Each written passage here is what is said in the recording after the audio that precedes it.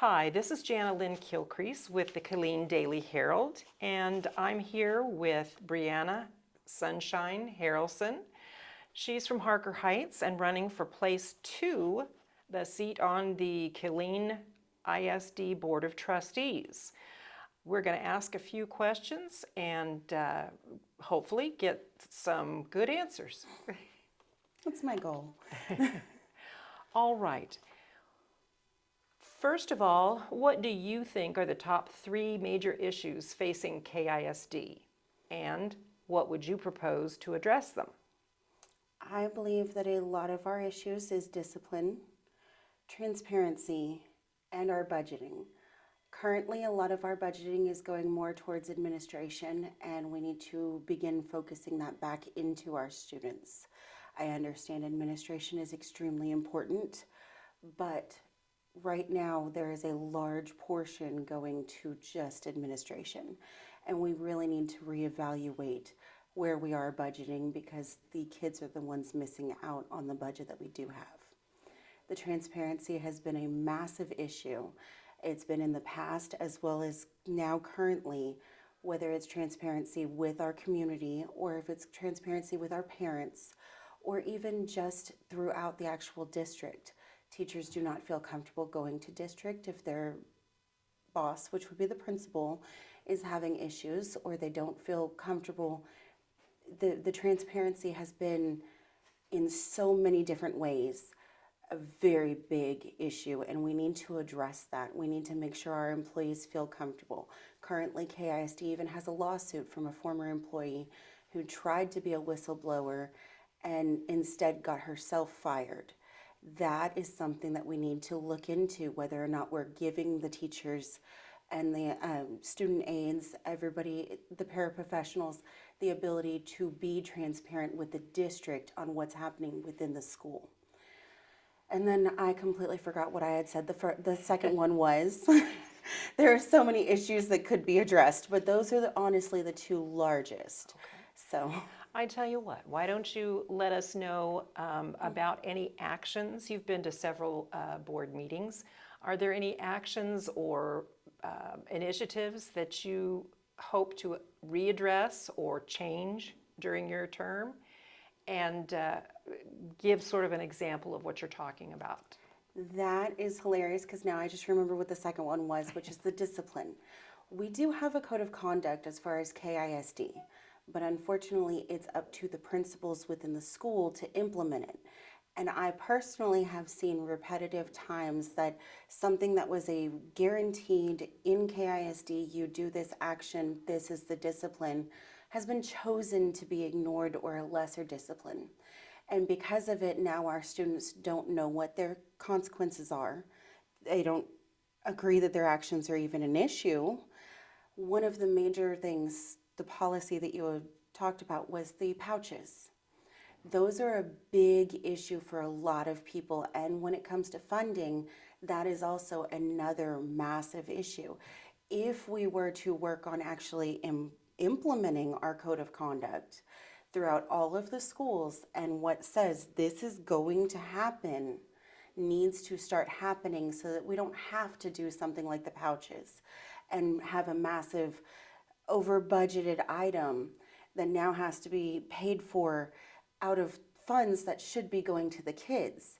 If we stuck to, and I tell my children personally all the time, your actions have consequences. Sometimes I'm able to say, if you do this, this is what will happen. If I continue to let it go when they do that, they're going to continue doing it. We need to show them their consequences so that, and keep it consistent throughout the entire district, not just within each school as the principal chooses. And if we did that, then that, like I said, a lot of things similar to the pouches, some of our schools are having issues with safety, and there's so many that would be a massive change if we actually implemented that code of conduct throughout the entire district. All right, another hot button issue is the system scorecard. There have been comments from the public on both sides of the issue. Simply put, there are some who think the money that has gone toward developing the system scorecard would have been better spent on something else.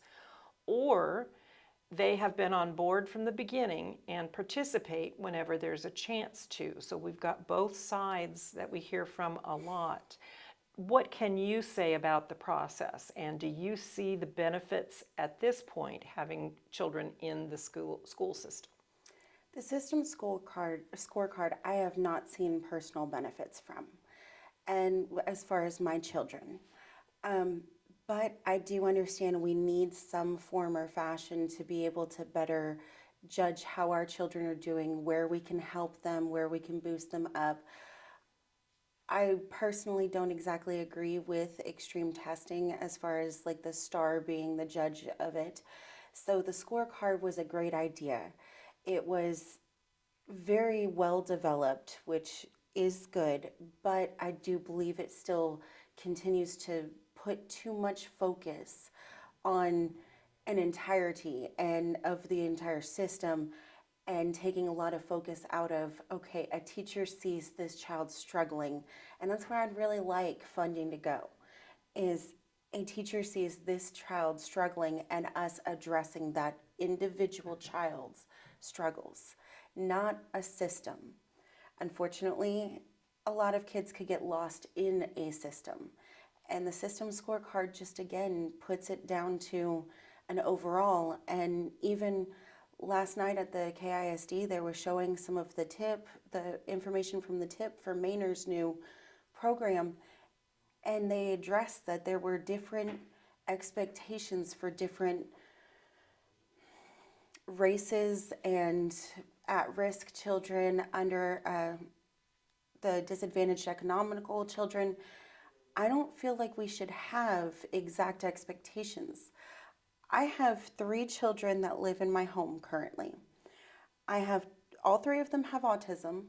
I have one that is an A student, constantly an A. She got her first 80-something the other day and panicked, went into a complete meltdown.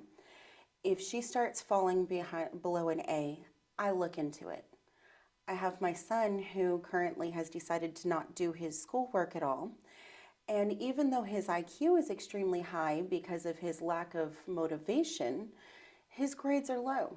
So now I've had to address things differently than I would with my daughter. And that being said, I have another one who is dealing with beginning coping, which means her behavior is her conflict. So we have to worry about that. With each of my own children in my home, there are different focuses. If I started going across a system scorecard, I would not be able to focus for any of them. And when my daughter drops to a B, I wouldn't even notice because it's still passing. When my son actually turns in everything, well, that's awesome because now he's passing. But where would I notice that he's having issues with actually following through with things and helping him? My daughter's behavior, she's still AB honor roll. So am I going to address them or not? Because, hey, she passes. We need to look at the children, not a full system. And that's where the scorecard is the best we've got, yes. But should it be reevaluated? I don't think it's really the way to go. I think we need to start actually looking at individualities and where each child needs help, not a system. All right, and before we close out here, one last question. What is it that you hope to bring to the table? If you're elected, what are some of the things that you want to address, and why do you want folks to vote for you? The biggest reason why I even began running is because we had a new principal at my children's elementary, and I have found out, unfortunately, a lot of the district policies are up to the principals. And if the principal themselves in that particular school chooses to close the campus but never use the words closed campus, then the district is going to allow them to remove parents. Actually, to the point where even family nights are hallways only, making it unsafe. If the principal decides that they don't want to follow the code of conduct for discipline, that is acceptable. It's up to them. Currently, we have a lot of policies. I've spoken to several teachers and student aides that have had difficulty to address issues in administration within a school because they're afraid of losing their jobs. District has not, one who I care very, very much for, he was doing an amazing job, actually quit because he couldn't handle the way that district had chosen to ignore him and say, no, the principal chooses, when it was the principal he had come and speak to them with. I would love to see more transparency, having the policies in place that protect our parents and our community to be able to be involved with our kids, and across the board, not just in this school or this school and picking and choosing. I would like to see accountability for our principals. I understand KISD has some amazing principals in most of our schools, but if we don't start holding them to a standard and listening to what parents and the staff have to say and actually looking into it and not just saying, well, it's on the principal, then we're not going to know if that person is actually doing and holding to our policies. We need to have more accountability and a lot more transparency. The parents should be able to come in. We have several different programs that are being introduced with community involvement, mentorship. SHAC has been working towards a mentorship program, and we've been having a lot of conflict with the getting enough people to volunteer, because not just because we don't have the community to start doing it, which if you have the opportunity and the ability, please contact SHAC about volunteering with some of these kids who need it the most. But also some of the principals are kind of trying to avoid it in some of the schools that need it the most, that the kids might not have that at home and that influence of positivity at home. So they're the ones that need it the most to see good things, but if the principal doesn't allow it, then it's just okay. We need to have a lot more across the board policies and a lot less. Now, yes, there are different things school to school that the principal will need to have their own policies, but we need to evaluate what needs to be across the board and what needs to be principal based. Well, I appreciate you taking time out of your schedule today to meet with us. Good luck on the May 3rd election, and I appreciate you coming in. Thank you so much for having me.